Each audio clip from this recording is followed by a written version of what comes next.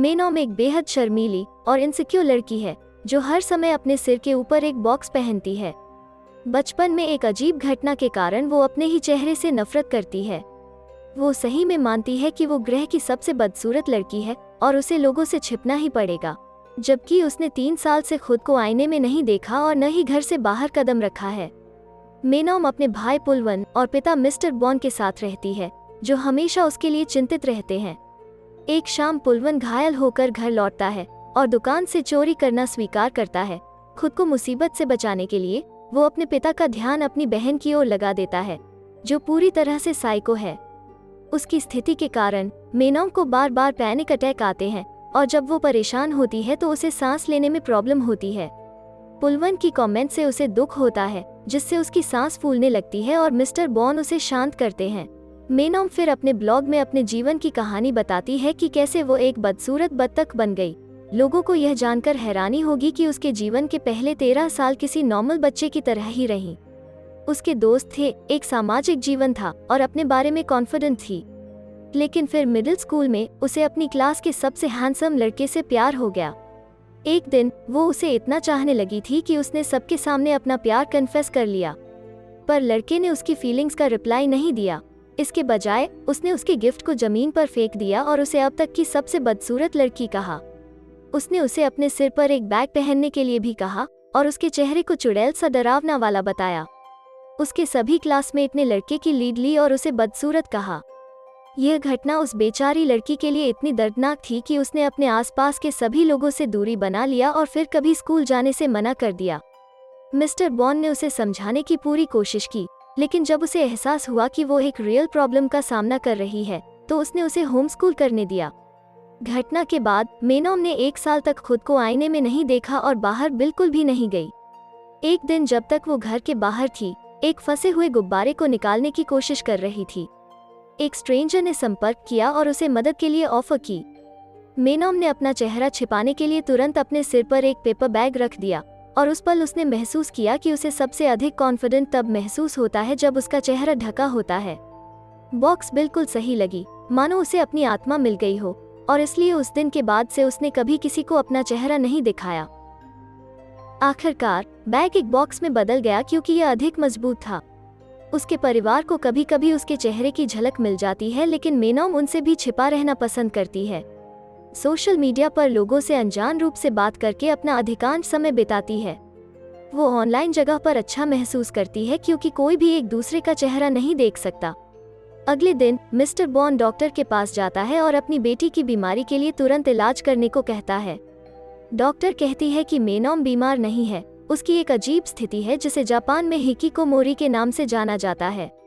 यह मुख्य रूप से उन बच्चों को प्रभावित करता है जो दुनिया से अलग रहते हैं, अपने बेडरूम में दिनों, महीनों या वर्षों तक बंद रहते हैं, किसी के साथ बात करने से इनकार करते हैं।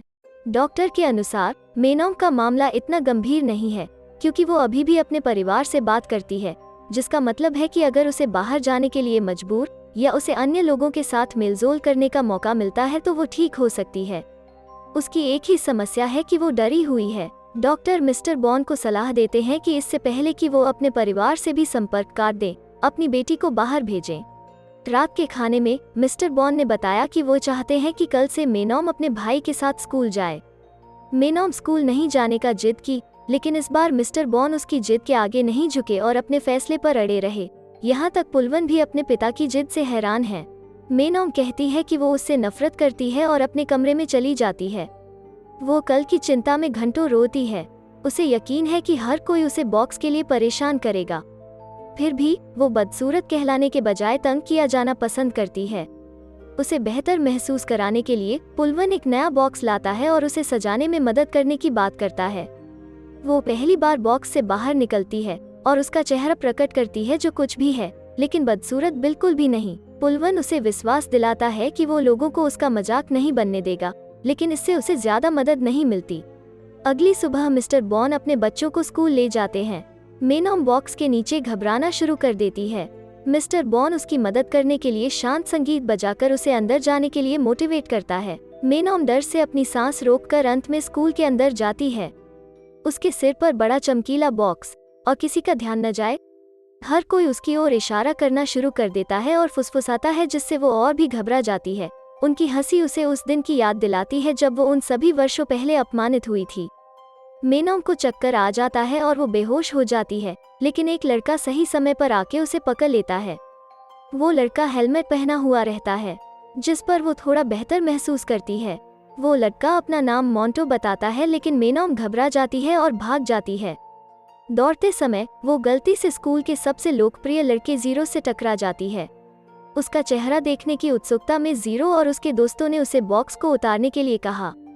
मेनोम के ऐसा करने से इनकार करने पर वे उसे घेर लेते हैं और जबरदस्ती उतारने की कोशिश करते हैं। मोंटो यह देख उन्हें रोकता है, अपना हेलमेट उतारता है और अपना चेहरा दिखाता है। ज़ीरो और मोंटो गुस्से में एक दूसरे को घूरते हैं और स्कूल के बाहर फाइट करने का फैसला करते हैं। मोंटो फिर मेनोम का हाथ पकड़ता है और उसे दूर ले जाता है।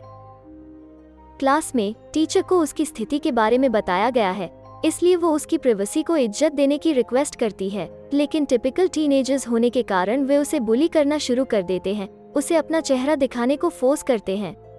मोंटो भी उसी कक्षा में है और अपने क्लासमेट के व्यवहार से नाराज है। मेनोम चुपचाप आखिरी सीट तक जाती है और ज्यादातर समय अपना सिर नीचे करके रखती है। लंच ब्रेक के दौरान वो अपने भाई की तलाश में कैफेटेरिया जाती है, लेकिन उसे कहीं नहीं ढूंढ पाती है। स्टूडेंट्स उसे घूरना और उसके बारे में बात करना बंद नहीं करते हैं। लड़कों का एक जोड़ा उसे अपने सिर पर बॉक्स के साथ खाते हुए देखते हैं और उसे उतारने के लिए मजबूर करते हैं। हर कोई उन्हें उसे बुली करते हुए देखता है, लेकिन मदद करने के बजाय सब हंसते हैं। आखिरकार मेनोम अपना खाना अधूरा छोड़ देती है और रोते हुए बाहर भाग जाती है। जब वो खेल के मैदान में अकेली होती है तो मोंटो अचानक उसके बगल में एक हेलमेट पहने हुए दिखाई देता है, जो मेनोम को लगता है कि वो भी उसका मजाक उड़ाना चाहता है। मोंटो क्लियर करता है कि उसे हेलमेट के साथ दिखना पसंद है। फिर वो अपना सैंडविच उसके साथ शेयर करता है, क्योंकि वो इसे पहले नहीं खा सकी थी। मेनोम उसके बाद उससे बात करने में कंफर्टेबल महसूस करती है। वे मजाक करते हैं और हंसते हैं, लेकिन फिर वो कहती है कि वो अगले दिन स्कूल नहीं आएगी। मोंटो कहता है कि वो उसका दोस्त है और उसे आने का आग्रह करता है, भले ही वो उसके लिए ही क्यों न आए। स्कूल के बाद मोंटो और ज़ीरो मिलते हैं, जैसा कि उन्होंने वादा किया था। मोंटो ज़ीरो को उकसाता है कि वो हमेशा अपने गैंग के साथ घूमता रहता है और उसमें दम है तो अकेले लड़के दिखाए। ज़ीरो अपने दोस्तों को पीछे रहने को कहता है और वो आगे आ जाता है। मोंटो द्वारा पहला मुक्का खाने के बाद ज़ीरो समान रूप से शक्तिशाली प्रहार के साथ वापस लड़ता है। घर वापस जाते समय मेनोम उन्हें लड़ते देखती है। अचानक पुलिस आती है और उन दोनों को अलग होना पड़ता है। ज़ीरो मेनोम को बाहर जाते हुए देखता है और उसे अपने साथ खींच लेता है।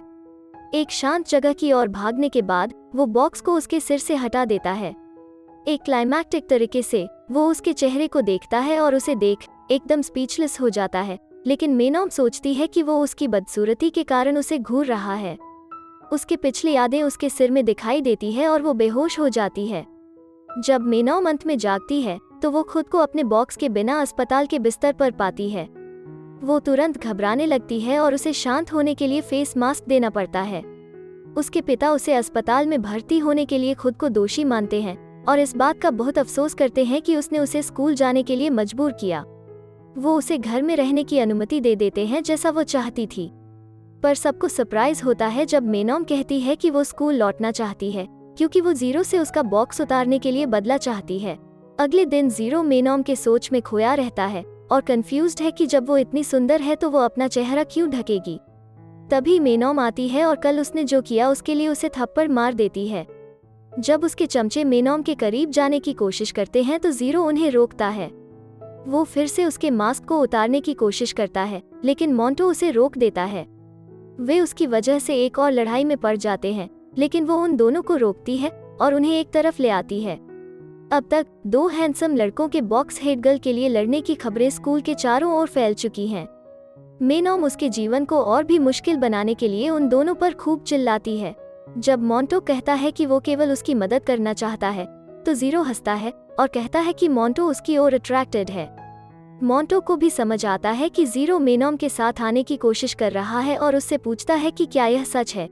ज़ीरो घबरा जाता है और मेनोम को बदसूरत बताते हुए इसे इनकार करता है। उस कमेंट से मेनोम को उसके ट्रॉमा की याद आती है और उसे फिर से बेहोश कर देती है। मोंटो उसकी मदद करता है, जबकि ज़ीरो जेलस होकर देखता रह जाता है। अगले दिन मेनॉम अपने इनसिक्योर फेज में वापस आ जाती है। वो अपने कमरे से बाहर आने या किसी से बात करने से इनकार करती है। मिस्टर बॉन और पुलवन जब चर्चा कर रहे होते हैं कि वे उसकी मदद करने के लिए क्या कर सकते हैं, तब कोई कॉलिंग बेल बजाता है। उन्हें उनके घर के बाहर से ज़ीरो दिखता है। वो अपनी गलती के लिए मेनॉम से माफ़ी मांगने आया है, लेकिन पुलवन ने उसे अंदर जाने से मना करता है, यह आरोप लगाते हुए कि उसने मेनॉम को डिप्रेशन में वापस भेज दिया। अगली सुबह मोंटो उसे खुश करने के लिए आता है, लेकिन वो उसे अपने कमरे के अंदर आने से मना कर देती है। उसके बार बार रिक्वेस्ट करने पर मेनॉम एक फेस मास्क पहनती है और उससे मिलती है। उसके सरप्राइज के लिए मोंटो एक बत्तख का बॉक्स बनाया है, जिसका उपयोग वो अपना चेहरा ढकने के लिए कर सकती है। मेनॉम खुद को कंट्रोल नहीं कर पाती और जोर जोर से हंसने लगती है। मोंटो ने अपने लिए भी बत्तख का हेलमेट बनाया है। वे अपनी अपनी टोपी पहनते हैं और एक पंक बैंड शुरू करने की बात करते हैं। दरअसल वे सिर्फ एक साथ खाना खाते हैं। मोंटो उसकी केयर करने का वादा करता है और उसे वापस स्कूल आने के लिए मना लेता है। अगली सुबह मोंटो उसे अपने साथ स्कूल ले जाता है। जब मेनॉम अकेले होती है तो ज़ीरो उसके पास आता है और माफ़ी मांगने की कोशिश करता है, लेकिन पुलवन उन्हें डिस्टर्ब करता है और दूर भेज देता है। बाद में क्लास के दौरान ओजोन नाम की एक लड़की मेनॉम के पास आती है और उससे एक एहसान मांगती है। यह पता चलता है कि मेनॉम और ज़ीरो डेटिंग के बारे में एक अफवाह स्कूल के चारों ओर घूम रही है, क्योंकि वो उसकी बात मानता है। ओजोन चाहती है कि मेनॉम उसे लोगों को डराने धमकाने से रोके। मेनॉम उसे यह सब बकवास कहकर वहां से चली जाती है।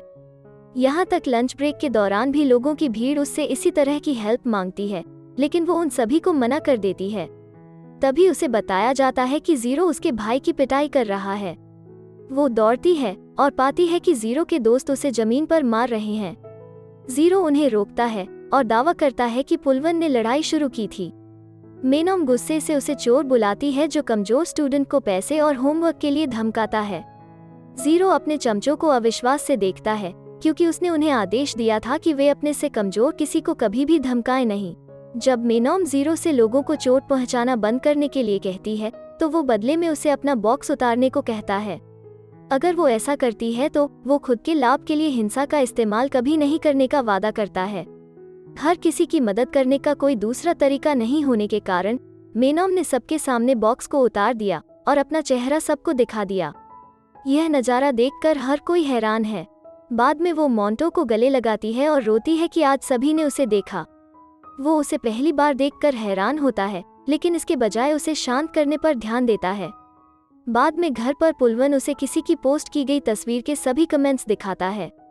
हालांकि कमेंट्स पॉजिटिव हैं, लेकिन यह मेनॉम को कन्विंस नहीं करती है कि वो सुंदर है। फिर वो अपने कमरे में प्रवेश करती है और खिड़की को खुली हुई देखती है। ज़ीरो कहीं से आ टपकता है और उसे चुप रहने के लिए कहता है। वो उसे बदसूरत कहने के लिए माफ़ी मांगता है और स्वीकार करता है कि वो एक्चुअली में सबसे खूबसूरत लड़की है जिसे उसने कभी देखा हो। उसके जाने के बाद मेनॉम के मन में उसकी बातें दोहराती रहती हैं। वो अपने इंटरनेट मित्र से एक तस्वीर देखने के लिए कहती है। जब लोगों को पता चलता है कि वो कितनी क्यूट लग रही है, तो मेनॉम को आखिरकार पता चलता है कि वे सच कह रहे होंगे। 3 साल से अधिक समय में पहली बार वो एक आईना निकालती है और पता चलता है कि वो एक्चुअली में सुंदर है। वो लगभग अपनी आंखों पर विश्वास नहीं करती। अगले दिन मेनॉम बिना बॉक्स के स्कूल जाती है। सभी छात्र उसे घूरते हैं और गपशप करते हैं, लेकिन इस बार वे उसका मजाक नहीं उड़ा रहे हैं, बल्कि उसकी सुंदरता की प्रशंसा कर रहे हैं। नर्वस मेनॉम उस आत्मविश्वास के साथ एक नया जीवन शुरू करने के लिए तैयार है, जो उसने पहले कभी नहीं किया था। ऐसे ही और वीडियो के लिए सब्सक्राइब करें और बेल आइकॉन दबाएं। Thank you for watching.